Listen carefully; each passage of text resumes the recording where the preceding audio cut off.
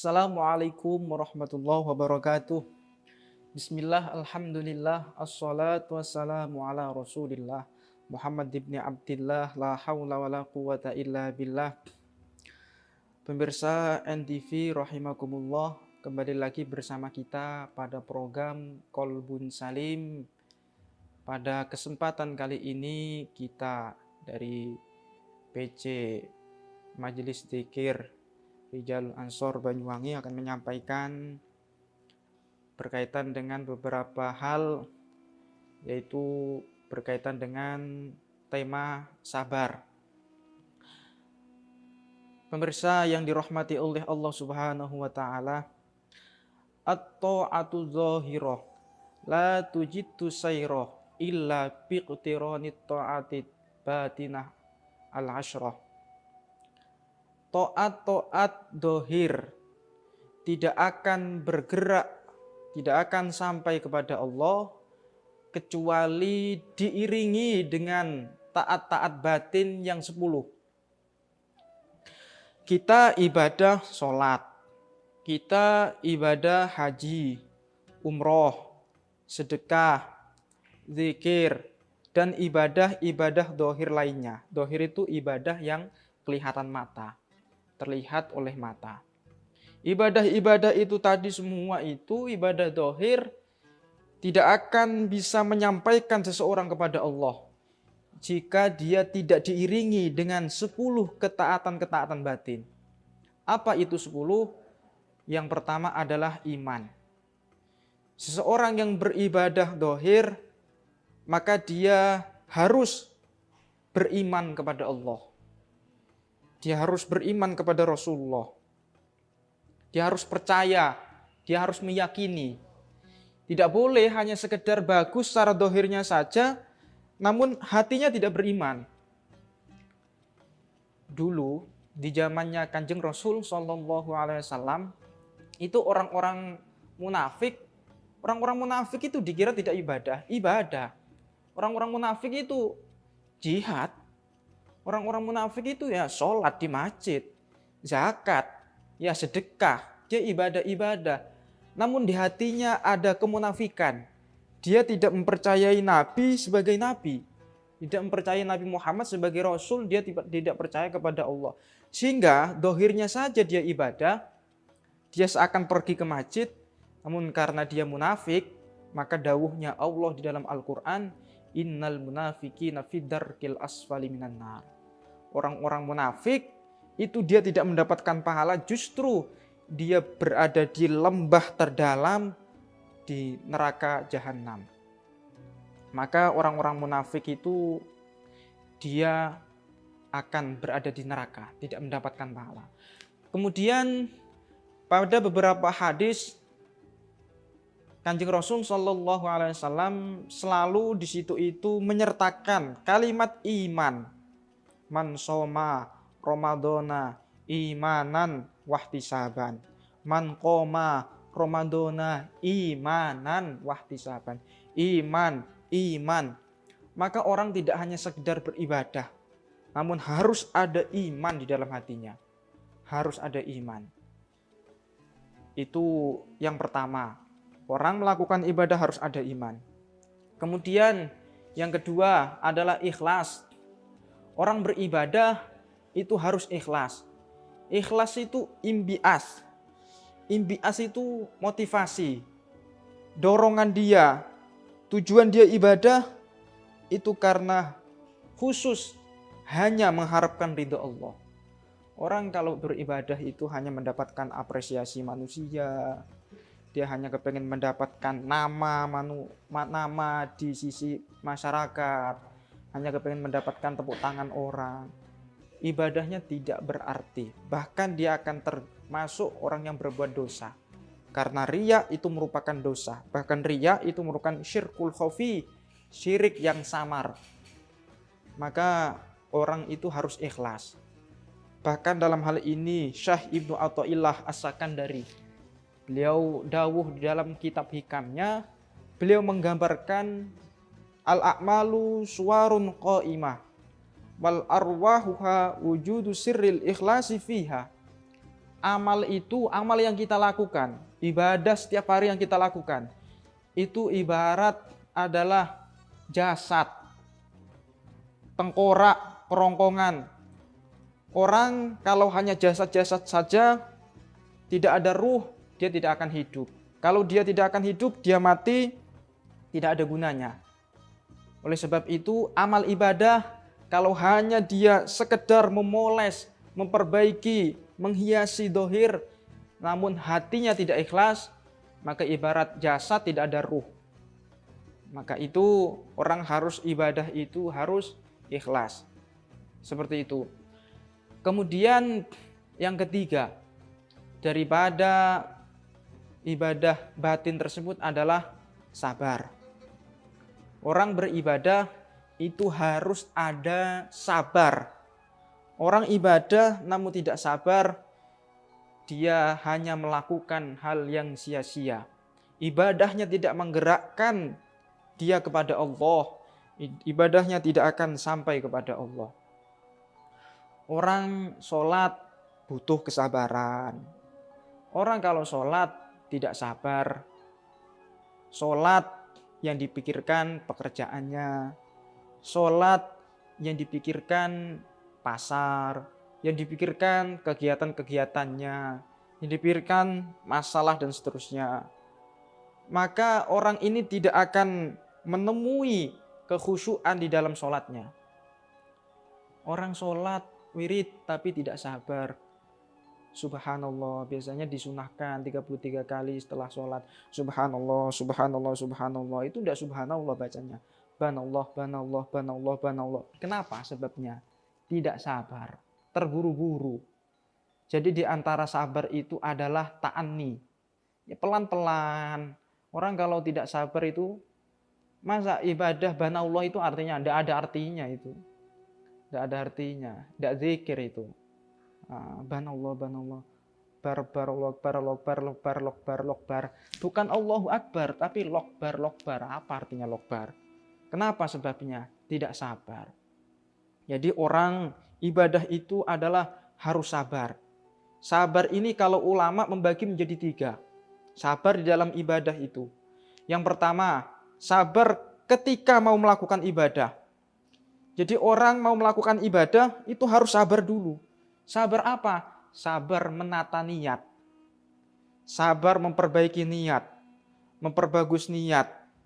Baru kemudian ibadah. Jangan buru-buru. Jangan buru-buru kemudian melakukan ibadah tanpa menata niat. Ini keliru.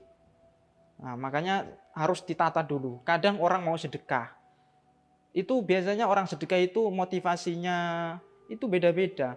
Kadang karena dia persaingan sosial, dia sedekah itu bukan karena Allah, tapi supaya mendapatkan nama teratas. Supaya nominalnya besar, sehingga nanti dipuji manusia. Oh, diakui dermawan. Oh, diakui sering sedekah ini dan itu. Maka emosi-emosi yang seperti itu harus dihilangkan dengan betul-betul menata niat dengan sebaik mungkin. Jadi mau ibadah itu harus sabar dulu. Sabar menata niat. Sabar mengontrol emosi, diluruskan dulu niatnya. Seperti itu. Hal-hal yang tidak baik untuk melakukan ibadah itu dihilangkan. Itu sabar. Kemudian yang selanjutnya yaitu sabar ketika beribadah.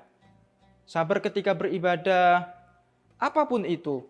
Ketika melakukan sholat, ketika dia sabar, maka dia tidak akan buru-buru. Maka dia akan bisa merenungi setiap bacaan. Dia akan betul-betul hadir hatinya. Dia akan betul-betul khudu. Itu orang yang sabar. Kemudian yang selanjutnya adalah sabar setelah ibadah. Ini sabar setelah ibadah ini perlu. Jadi orang secara naluri kemanusiaan, kalau setelah ibadah itu biasanya orang itu di hatinya itu kepengen dipuji. Di hatinya kepengen dipuji. Kepengen dapat nilai orang lain, kepengen dapat apresiasi orang lain, ya, itu naluri kemanusiaannya. Namun karena dia sabar, dia akhirnya tidak menceritakan, ya seperti itu. Kadang seperti itu, pasti secara naluri kemanusiaan, kepengen menceritakan. Tadi malam itu sholat sunnah 50 rakaat. Kemarin saya itu nyumbang anak yatim sekian. kemarin saya sedekah itu sekian. Jadi dia sum'ah, akhirnya dia riya, akhirnya macam-macam. Akhirnya gugur sudah ibadahnya karena dia telah melakukan muhlikat, hal-hal yang merusak ibadah. Ya, makanya harus sabar ketika telah melakukan ibadah itu, dia harus sabar untuk tidak menceritakan. Ya. Kiranya itu dulu yang dapat kami sampaikan. Kita akan kembali setelah pesan-pesan berikut ini.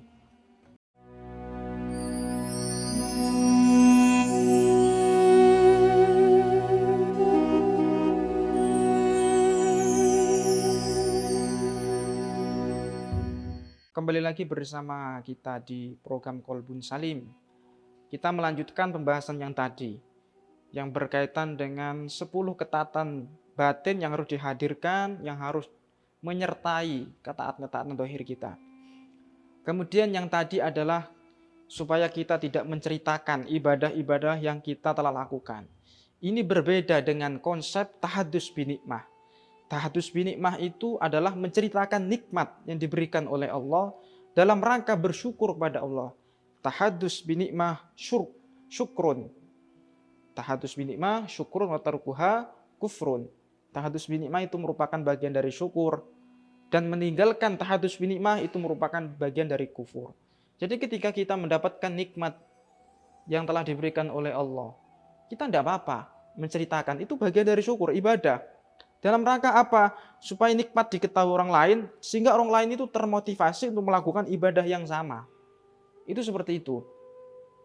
Dulu Nabi Yusuf mengatakan, inni hafizun alim. Kemudian ulama-ulama, beliau itu sering mengatakan, Imam Sya'rani mengatakan, saya alhamdulillah dianugerahi oleh Allah ibadah-ibadah setiap hari bisa memberi makan semut banyak, diberikan anugerah oleh Allah, sehingga nanti orang lain itu termotivasi untuk meniru ibadah yang sama. Nah, ini namanya tahadus binikmah. Tahadus binikmah.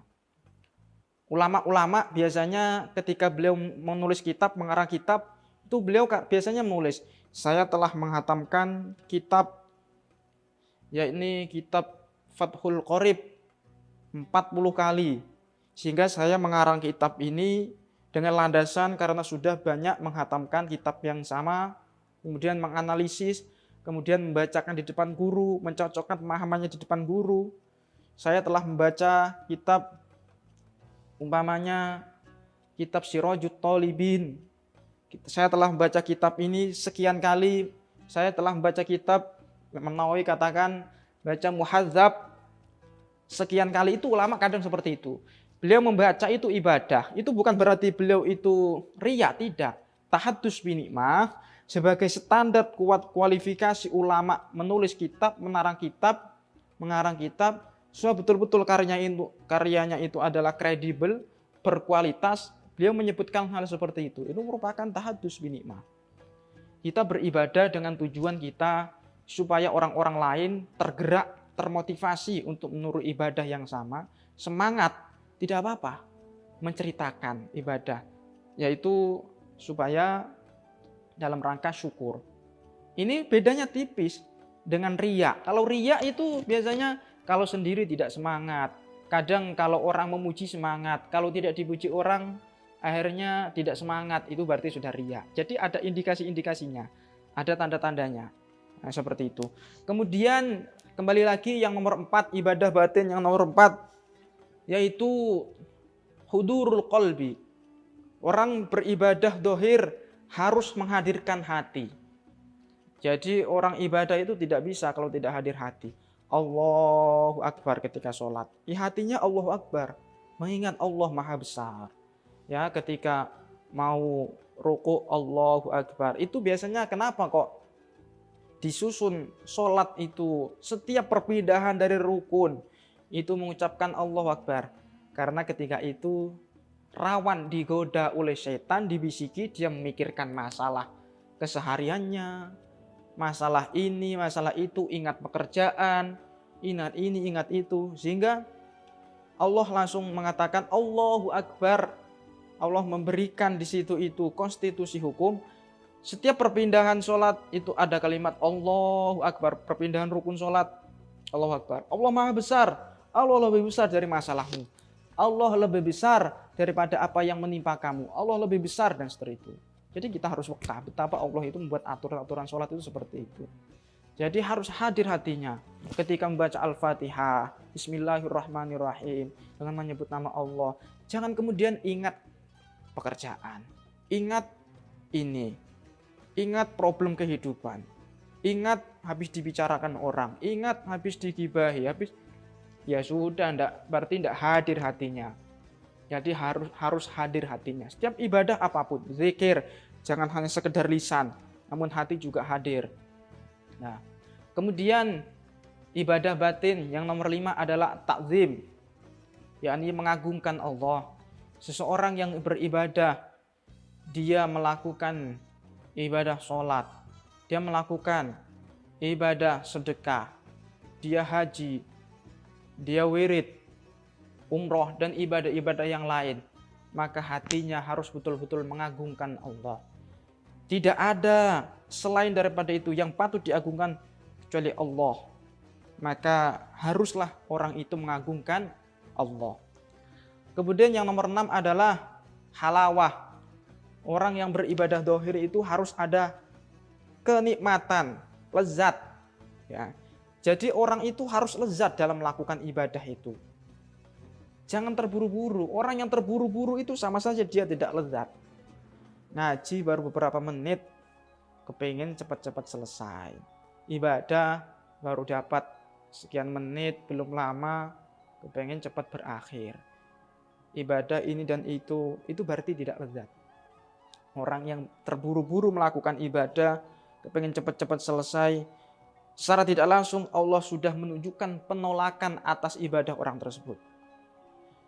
Dikatakan, kata para ulama, man aradallah ayyusila abdahu ilallah, barang siapa yang dikehendaki dia akan sampai kepada Allah, maka dia mannallah alaihi halawatal ibadah, maka dia akan dianugerahi kelezatan, kenikmatan ibadah. Jadi apa tandanya orang diterima ibadahnya? Di antara tandanya adalah yaitu dia nikmat, lezat dalam melakukan ibadah tersebut. Maka kita harus senantiasa, kita harus cari ibadah-ibadah yang dimana itu kita betul-betul lezat. Kita betul-betul nikmat dalam melakukan ibadah itu. Kita tidak buru-buru, kita tidak merasa bosan. Orang kalau bosan ibadah itu, dia secara tidak langsung Allah menampakkan penolakan atas orang tersebut ibadahnya. Jadi itu kita perlu perhatikan kelezatan, kenikmatan ibadah itu. Kemudian yang nomor 7 adalah yakni khauf. Kita ibadah itu harus ada khauf. Khauf itu adalah takut kepada Allah. Kita ibadah itu adalah memasuki kehadirat Allah.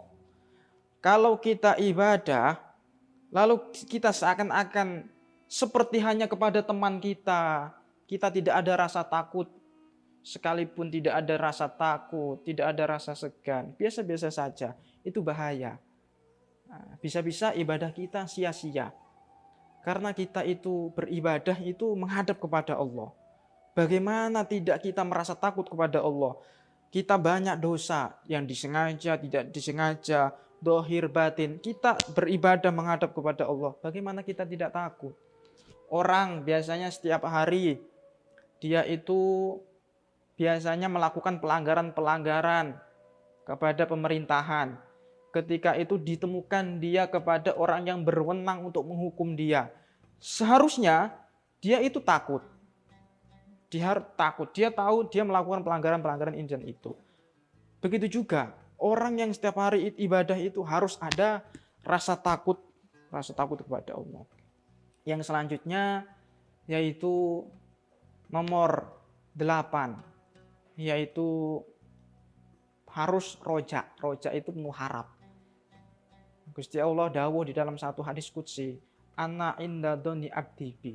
Allah itu tergantung prasangka hambanya. Ketika kita beribadah sudah memenuhi syarat rukunnya, sudah sesuai syariat, sudah aturan-aturan syariat, sudah kita harus yakin kepada Allah, ibadah kita itu diterima oleh Allah. Harus ada yakin. Jadi kita juga ya khauf, juga harus ada yakin. yakin ibadahnya ini diterima oleh Allah, yakin ibadahnya ini adalah di-ACC oleh Allah gitu. Yakin dia itu dikasihi oleh Allah, disayang oleh Allah, harus seperti itu. Jadi harus ada keyakinan dalam hati dan melakukan ibadah tersebut. Nah, akhirnya itu nanti kita akan kembali lagi setelah pesan-pesan berikut ini.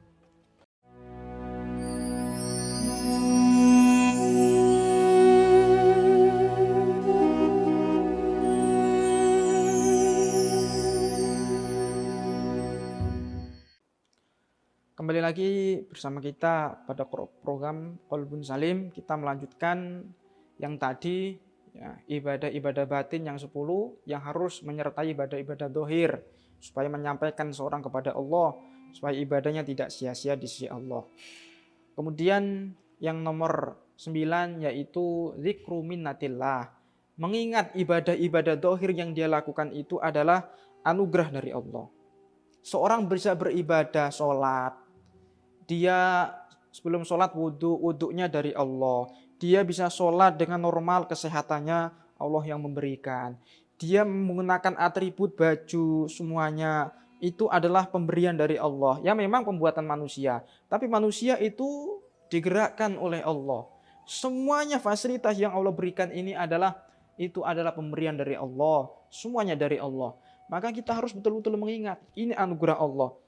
Ini untuk menghilangkan sifat-sifat ujub yang ada di dalam hati kita, ujub bangga diri, ya, sifat-sifat yang tidak baik. Jadi kita harus betul-betul mengingat itu adalah anugerah dari Allah. Sehingga ulama berkata bahwasanya qalilul amal ma'a syuhudi minnah khairun min katsiril amal ma'a syuhudi taksir. Jadi sedikit amal tapi menganggap amal itu adalah pemberian dari Allah, maka itu lebih baik daripada banyak amal, tapi dia senantiasa merasa kurang, dia merasa amalnya itu tidak baik, dia merasa amalnya itu seakan tidak pemberian dari Allah. Itu kan masalah itu, hal seperti itu masalah. Jadi orang itu ya ibadah, tapi ingat ibadah itu walaupun katakan dia ditakdir ibadahnya itu sedikit, tapi dia betul-betul mengingat itu nikmat dari Allah. Ada orang ngefan kepada presiden. Dia diberikan uang 5.000, tapi dia tahu karena dia itu ngefan, cinta kepada siapa yang memberi itu adalah orang besar, maka dia 5.000 itu dia disimpan. Dia cinta kepada uang 5.000 itu, dia tidak digunakan apa-apa, bahkan dipajang, bahkan tidak digunakan apapun. Kenapa? Dia tahu yang memberi itu siapa, orang besar. Dia fan kepada orang yang memberi itu. Kita ibadah ini pemberian Allah. Maka setiap ibadah apapun kita harus senantiasa menghadirkan bahwa hati kita itu adalah pemberian Allah. Itu lebih baik di sisi Allah daripada banyak ibadahnya, melakukan ibadah A, melakukan ibadah B, ini rajin ibadah itu rajin ibadah. Tapi hatinya itu merasa kurang saja, seakan-akan orang seperti itu ibadahnya ya kemampuannya sendiri, bukan pemberian dari Allah. Ini bahkan lebih baik ibadahnya sedikit tapi menganggap itu pemberian anugerah yang besar dari Allah daripada banyak ibadah namun dia menganggap itu seakan-akan sedikit saja, seperti itu. Lah kemudian yang terakhir yang nomor 10 adalah syukur. Orang yang beribadah harus senantiasa bersyukur kepada Allah. Ya. Jadi kalau syukur la azidannakum la in syakartum la azidannakum la in kafartum inna adzabi lasyadid. Orang yang bersyukur akan ditambah oleh Allah. Kalau ibadah menganggap alhamdulillah, setiap ibadah dia ditakdir ngaji alhamdulillah, di hatinya tidak hanya di lisan alhamdulillah, tapi di hatinya alhamdulillah. Diberikan nikmat sehat, digunakan untuk taat, itu merupakan bagian syukur. Syukur di hatinya alhamdulillah. Maka 10 ketaatan-ketaatan batin ini harus menyertai ketaatan-ketaatan dohir yang kita lakukan. Ketika ketaatan-ketaatan batin ini menyertai ibadah dohir, maka akan mempercepat seseorang menuju kehadirat Allah, mempercepat jalan seseorang kepada Allah. Hadirin yang dirahmati oleh Allah Subhanahu wa taala. Kemudian yang selanjutnya yang berkaitan dengan sabar. Gusti Allah berfirman di dalam Al-Qur'an surat Al-Baqarah ayat 155. Falanabluwannakum bisyai'im minal khaufi wal ju'i wa naqsi minal amwali wal anfusi wat tsamarat wa basyiris sabirin. Kata Imam Nawawi dalam menafsirkan ayat tersebut, Allah bersumpah atas zatnya, demi Allah, aku pasti menguji seorang hamba. Jadi ketika kita hidup di dunia, jangan terus kita menganggap kita hidup di dunia ini enak-enakan saja. Kepengen enaknya saja, tidak ada ujian. Tidak mungkin. Itu adalah suatu kemustahilan. Ibarat kita itu mencari emas, tapi di depan kita seperti ini, atau mencari emas tapi tidak di tempatnya, itu sebuah kemustahilan. Kepengen dapat sesuatu yang mustahilnya tidak mungkin. Artinya apa? Ketika kita hidup di dunia, itu pasti kita akan diuji oleh Allah. Ini sebuah bocoran. Makanya kalau ada bocoran seperti ini ya diperhatikan sama Allah itu. Kalau kita tidak memperhatikan bocoran-bocoran yang seperti itu, ya kita nanti kebanyakan ya tidak sesuai nanti. Tingkah laku kita, perilaku kita ini tidak sesuai. Jadi bocorannya dari Allah apa? Orang itu kalau masih di dunia akan diuji. Karena dunia itu apa? Dunia itu mahallul lil aqdar, kata Syekh Ibnu Athaillah. Namanya dunia itu tempat kekeruhan. Dunia itu tempat sesuatu ketidakenaan. Mesti ketika kita hidup di dunia, banyak hal-hal tidak enak dalam hidup kita. Kenapa? Karena kita masih di dunia. Di dunia ini orang diuji. Nanti kalau kepengen hidup enak ya di akhirat. Setelah ujian itu selesai, itu nanti kemudian dia bisa bersenang-senang. Kalau masih di dunia, orang enak saja itu tidak mungkin. Ya, makanya diuji oleh Allah. Diuji. Ujiannya apa saja? Bisyai'im minal khauf. Dia diuji ketakutan. Ketakutan, kata ulama tafsir, ketakutan itu adalah yaitu diantaranya ada musuh. Orang hidup itu kadang ada musuh yang membenci dia. Sebaik apapun perilaku seseorang, kebencian dari orang lain itu pasti adanya. Karena cita-cita yang tidak mungkin didapatkan oleh seseorang adalah mendapatkan ridho dari semua orang. Jadi ridho nas la tudrok, ridho Allah la tudsrok. Ridho manusia itu, semua manusia itu sesuatu yang tidak mungkin, cita-cita tidak mungkin dicapai, sedangkan ridha Allah itu jangan ditinggalkan. Itu seperti itu. Sebaik apapun sudah perilakunya. Diuji ada orang yang memusuhi dia. Diuji Allah ada orang yang mencaci dia, membenci dia, mengolok-olok dia kadang. Ya, gosipin dia, menggibah dia, diceritakan kejelekannya ini, bahkan memfitnah dia, mendolimi dia. Itu kehidupan dunia itu pasti ada yang seperti itu. Jangan menganggap tidak ada. Sebaik-baik manusia, Kanjeng Rasulullah SAW difitnah oleh banyak orang. Dicaci maki, dihina. Ulama-ulama yang beliau-beliau itu sabar, berilmu, wibawa, semuanya penuh dengan syariat lika-liku kehidupannya. Dicaci oleh manusia, dicerca. Jadi kalau kita hidup di dunia itu mencari keamanan, mencari keselamatan dari hal seperti tidak mungkin. Tidak pasti ada. Ya.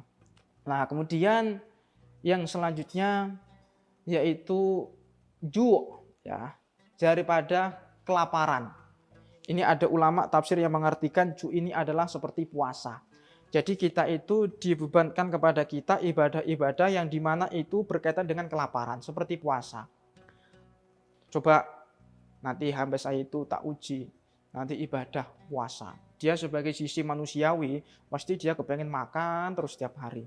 Karena itu manusiawi. Tapi Allah memberikan ibadah-ibadah yang dimana sifatnya itu menahan kelaparan. Coba dia mampu tidak? Itu maksudnya Allah itu seperti itu. Diuji kelaparan. Diuji.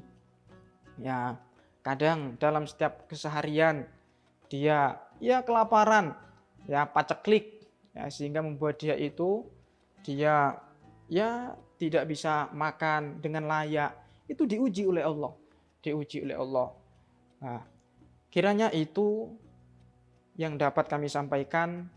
Kita akan kembali setelah episode berikut ini.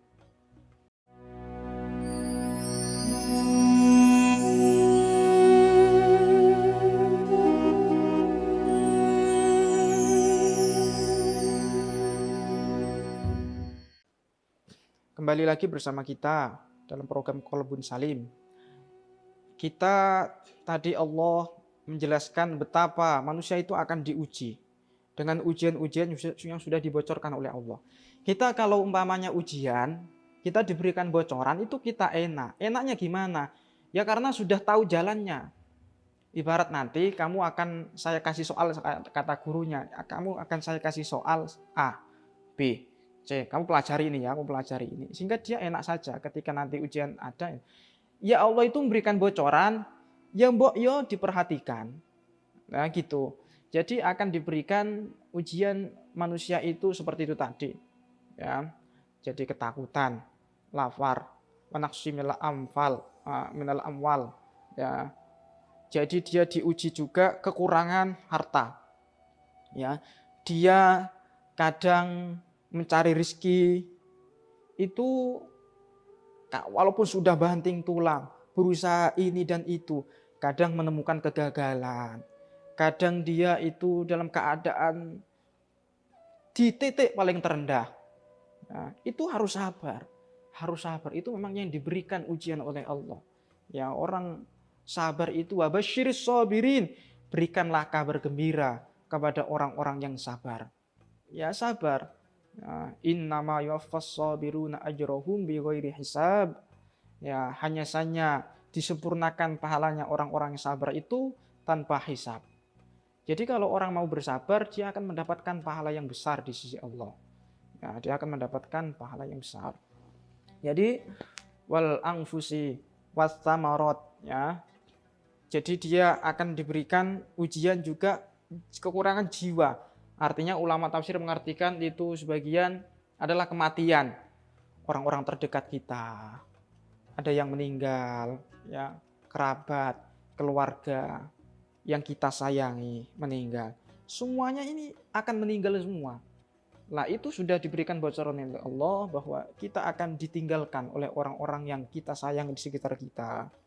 Maka harus sabar, ya, harus sabar. Kemudian wastamarot, ya, buah-buahan, ya, buah-buahan. Jadi kadang orang yang mungkin dia mempunyai panenan, sebetulnya waktunya panen, namun diserang hama, gagal panen. Seseorang yang punya sudah perencanaan matang, ya kadang gagal, kadang tidak sesuai dengan ekspektasi. Itulah seperti itu kehidupan dunia. Kehidupan dunia ini semuanya dalam kendali Allah. Semuanya yang pengaturnya adalah Allah.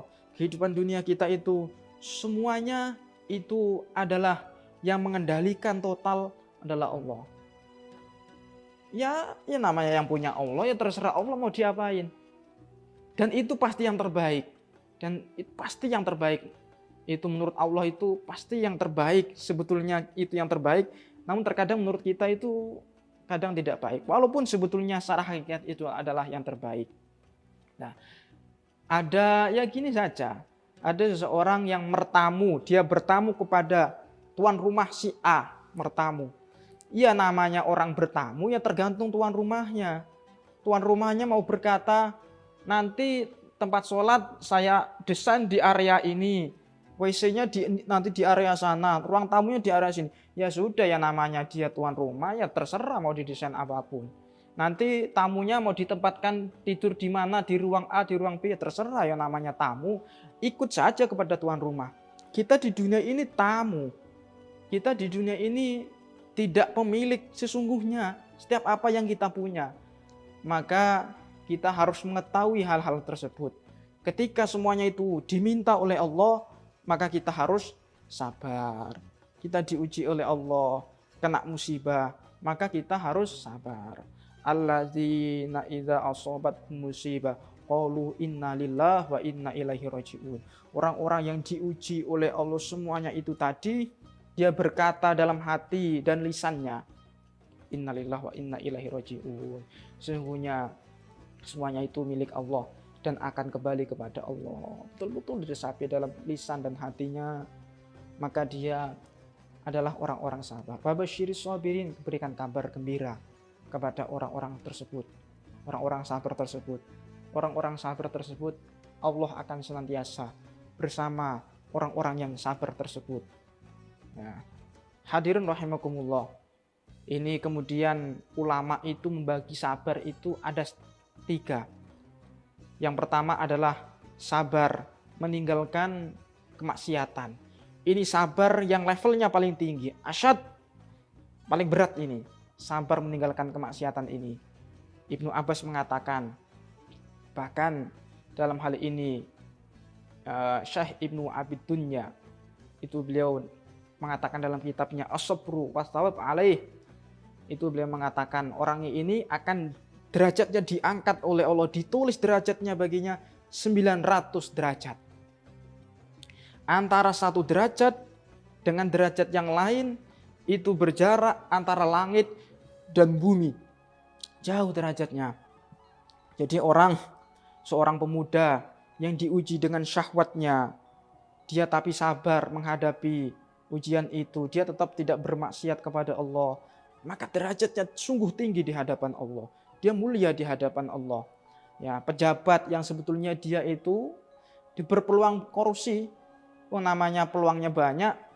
Pejabat itu peluangnya yang namanya korupsi mudah karena dia punya jabatan. Tapi dia sabar, dia tidak korupsi.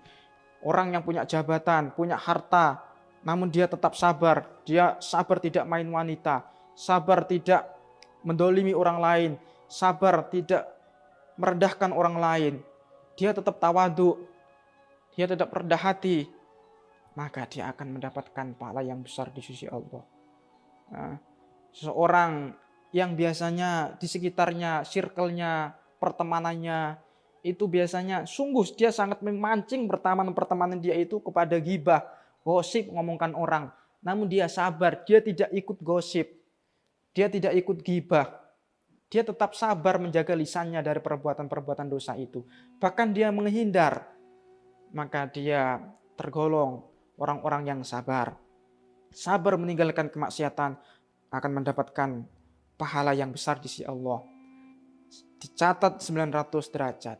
Kemudian yang kedua adalah sabar atas ketaatan. Seseorang yang melakukan ketaatan itu harus sabar. Tidak boleh orang yang tidak melakukan ketaatan dia tidak sabar, maka dia itu telah melakukan ibadah yang sia-sia.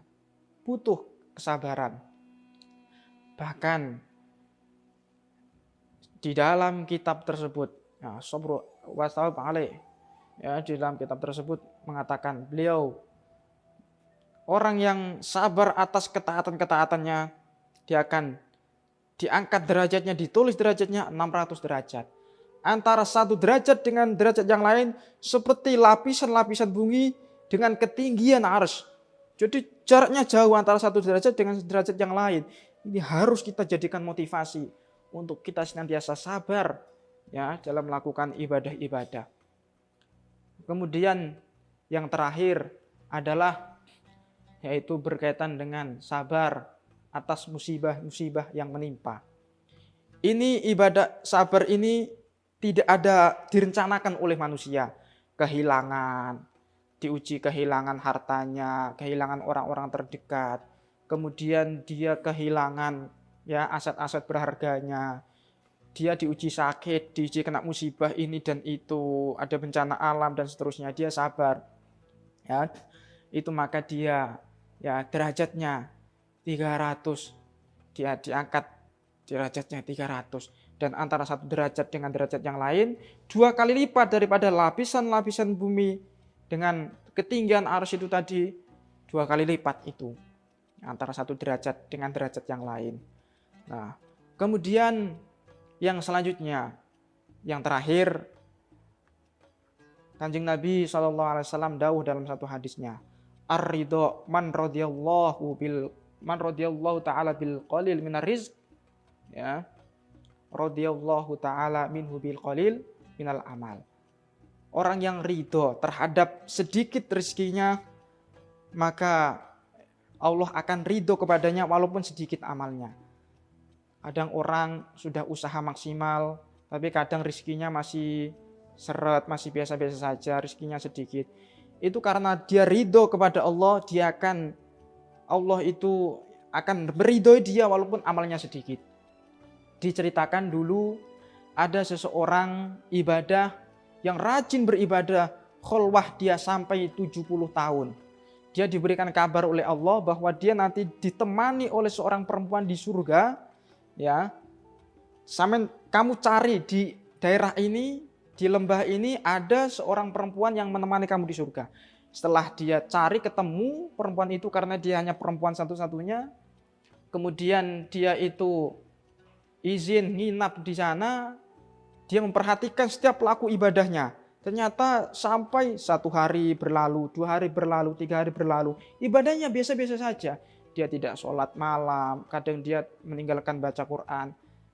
Lalu kemudian dia bertanya, aku diberikan kabar oleh Allah bahwa aku ditemani oleh engkau di surga. Rahasia apa amal engkau? Saya kira amal kamu tidak ada, biasa-biasa saja. Maka kemudian dalam hal ini perempuannya menjawab, nah, terakhir ini yaitu aku senantiasa menerima apa yang ditakdirkan oleh Allah atasku. Ketika aku diuji sakit, aku bersabar. Ketika Allah menguji aku kesusahan, yaitu aku tidak minta kepada Allah untuk dipindahkan dari kesusahan menuju ketenangan. Nah, kiranya itu mendapatkan kita untuk supaya mengambil hikmah daripada kisah itu tadi. Ini yang dapat kami sampaikan. Kurang lebihnya mohon maaf. Wallahu muwaffiq ila aqwamit thoriq. Assalamualaikum warahmatullahi wabarakatuh.